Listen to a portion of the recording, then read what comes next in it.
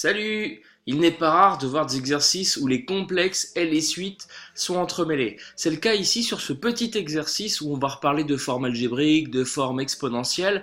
Et puis donc l'objectif de l'exercice, c'est de déterminer la valeur exacte de cos pi sur 12. Donc comment va-t-on faire? Eh bien justement en procédant grâce à ces formes différentes des nombres complexes. Alors ici la suite n'est qu'un prétexte, mais je voulais quand même vous en parler. C'est une suite géométrique, même si la raison ici, elle appartient au complexe. En fait, l'ensemble de nombres complexes, c'est comme l'ensemble R finalement, c'est ce qu'on appelle en maths un corps. Et donc, tous les corps ont les mêmes propriétés. En termes de suite, en tout cas, il n'y a pas de souci. Donc ici, la raison, c'est 1 plus i, mais ça marche pareil. Donc on arriverait très bien à écrire des trucs du style Zn égale Z0 multiplié par Q puissance n. C'est-à-dire ici, Z0, ça vaut racine de 3 moins i, multiplié par la raison 1 plus i puissance n. C'est des trucs qu'on pourrait écrire. C'est pas forcément au programme de terminale, mais avec l'ensemble C, on peut faire finalement les mêmes choses qu'avec l'ensemble des réels que vous connaissez bien. Je pense aussi aux équations du second degré à coefficient complexe. C'est pas au programme de termes, mais ça marche aussi. Voilà, donc je vous laisse en tout cas regarder cet exercice. Je vous rappelle que la forme algébrique d'un nombre complexe, c'est a plus ib. Je vous rappelle que sa forme exponentielle, déjà peut-être la forme trigo, c'est le module multiplié par cos θ plus i sinus θ, sachant que R, c'est le module de Z, c'est-à-dire racine de a carré plus b carré, que cos θ, vous pouvez le trouver en faisant la partie réelle du nombre Z sur son module, et que le sinus, vous pouvez le trouver en faisant sa partie imaginaire sur son module. Et puis qu'est-ce que c'est que la forme exponentielle? C'est qu'un condensé finalement de la forme trigonométrique. Donc le module exponentiel i θ. Voilà, je vous laisse mettre sur pause et puis on en reparle après le générique.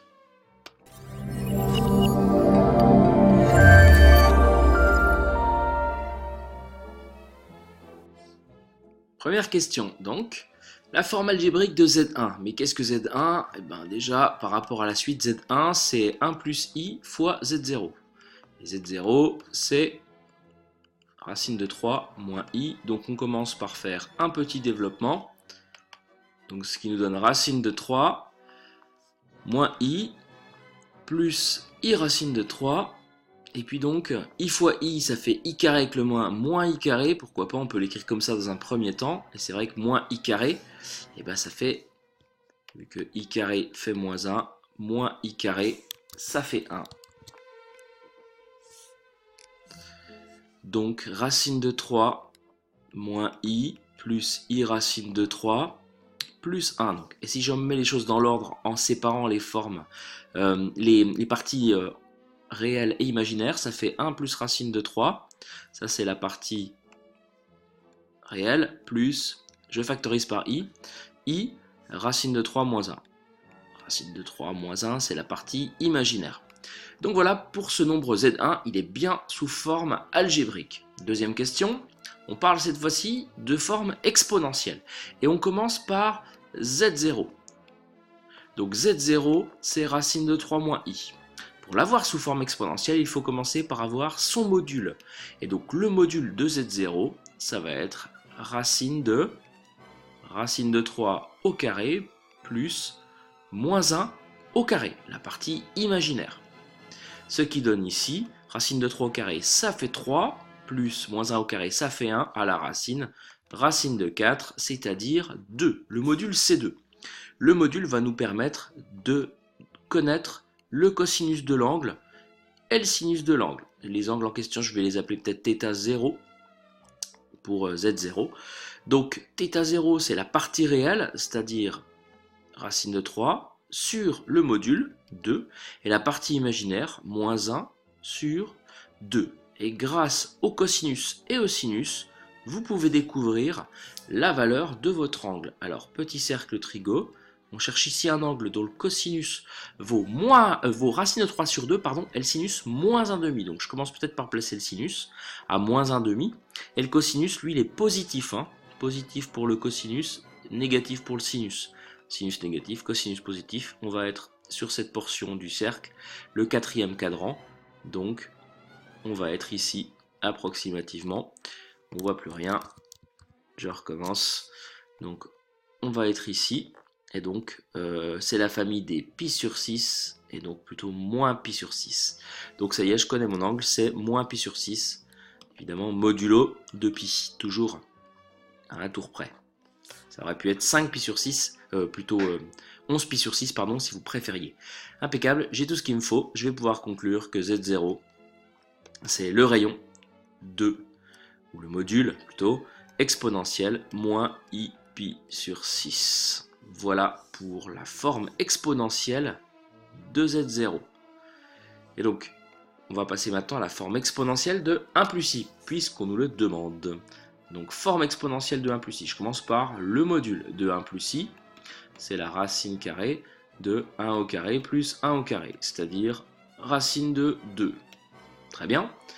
Ensuite, on va parler de l'angle de 1 plus i. Je vais l'appeler θ'. Pourquoi pas? Je me garde θ1 pour Z1. Donc, cos θ' et sinus θ'. La partie réelle c'est 1, la partie imaginaire c'est 1 aussi. Et on divise tout ça par racine de 2. Alors c'est un grand classique, hein. Ça ne correspond pas à des valeurs de cosinus et de sinus qu'on reconnaît, alors qu'en fait on les connaît. On multiplie le haut et le bas par racine de 2. Et on se retrouve avec racine de 2 au numérateur et puis 2 au dénominateur. Donc en fait c'est une autre écriture. C'est un grand classique, hein. Dès que vous avez 1 sur racine de A, c'est la même chose que racine de A sur A, pour un non nul, évidemment. Donc ça correspond à quel angle? Eh ben, c'est un angle de base, θ', ça va être pi sur 4, modulo de pi. Conclusion, comment je peux écrire 1 plus i également? Je peux l'écrire racine de 2, exponentielle i pi sur 4. Voilà pour la forme exponentielle de 1 plus i. Alors, pourquoi j'ai fait tout ça? On me demande de déduire la forme exponentielle de Z1. Mais qu'est-ce que Z1? Z1, c'est 1 plus i fois Z0. Et je viens de montrer que la forme exponentielle de 1 plus i, c'est racine de 2 exponentielle i pi sur 4. La forme exponentielle de Z0, c'est 2 exponentielle moins i pi sur 6. Conclusion, je vais rassembler les modules déjà. Ça va me donner un module de 2 racines de 2. Et puis, je vais rassembler les formes exponentielles grâce à la formule qui dit que exponentielle de A multiplié par exponentielle de B, c'est exponentielle de A plus B. On profite de cette écriture et des propriétés sur les exponentielles pour arriver à nos fins. Et donc là, je vais directement factoriser par I. Ça fait exponentielle I, pi sur 4 plus moins pi sur 6. Reste à faire ceci. Alors, je mets tout en pi sur 12. Je vais multiplier par 3. Je vais faire une petite aparté ici. Or, pi sur 4 plus moins pi sur 6, c'est-à-dire moins pi sur 6 directement. Ici, ça fait en pi sur 12, 3 pi sur 12. Ici, quand je multiplie tout par 2, ça en fait 2, de pi sur 12. Je me retrouve avec un angle de pi sur 12. Donc en fait, 2 racines de 2 exponentielle, i pi sur 12. C'est ma réponse, c'est la forme exponentielle de Z1. Dernière question. On me demande de donner la valeur exacte de cos pi sur 12. Alors je vois cosinus déjà, alors pi sur 12, bon je pense que vous avez fait le lien. Cosinus pi sur 12, c'est la partie réelle en fait dans la forme trigo, au module près. Hein. Donc on va peut-être égaliser les deux formes qu'on connaît sur Z1. Qu'est-ce qu'on connaît sur Z1? On sait que c'est 2 racines de 2 exponentielle i pi sur 12, mais on sait aussi que c'est, d'après la première question, 1 plus racine de 3 plus i racine de 3 moins 1. Et donc, si j'écris la forme exponentielle, ça donne ça, la forme algébrique, ça donne ça, je vais écrire la dernière forme, la forme trigonométrique, c'est 2 racines de 2, cos de pi sur 12, justement, plus i sinus pi sur 12. Je vais développer ce 2 racine de 2 peut-être.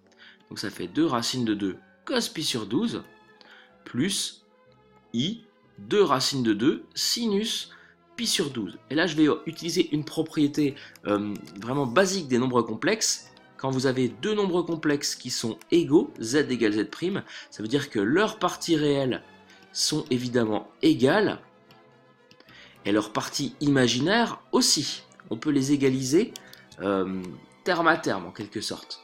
Ça marche aussi d'ailleurs pour leurs modules qui sont égaux et leurs arguments. Mais ici c'est les parties réelles qui vont m'intéresser puisque j'ai mon cos pi sur 12 qu'on me demande.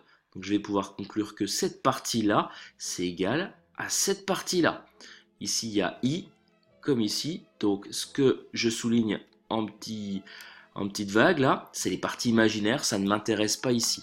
Je vais pouvoir conclure que 2 racines de 2 cos pi sur 12, et ben ça va être égal à 1 plus racine de 3. Et ça, c'est évidemment équivalent à cos pi sur 12 égale à 1 plus racine de 3 sur 2 racines de 2. Voilà la valeur exacte de cos pi sur 12. Est-ce qu'on peut la laisser comme ça? Évidemment, puisqu'on ne vous dit rien de particulier, donc c'est la valeur exacte. On peut aussi, par habitude en maths, faire remonter la racine carrée au numérateur. Donc je vais tout multiplier par racine de 2 pour la faire disparaître. Et donc du coup, là aussi, ça me donne quoi sur le final? Racine de 2 fois 1, ça va faire racine de 2. Et puis racine de 3 fois racine de 2, ça fait racine de 6. Racine de 2 fois racine de 2, ça fait 2 fois 2, 4. On la préfère sous cette forme. C'est comme ça qu'elle est connue. C'est à vérifier parce que je ne les connais pas par cœur. Mais de mémoire, le sinus de pi sur 12, c'est racine de 2 moins racine de 6 sur 4. Je vous laisse le vérifier, justement, en égalisant les deux parties imaginaires. N'hésitez pas à en parler en commentaire. Et puis, si la vidéo vous a plu, n'hésitez pas à la partager, à la liker, pour flatter l'algorithme de YouTube et faire monter la chaîne petit à petit dans le référencement. Moi, je vous dis à bientôt pour une prochaine vidéo. Allez, salut!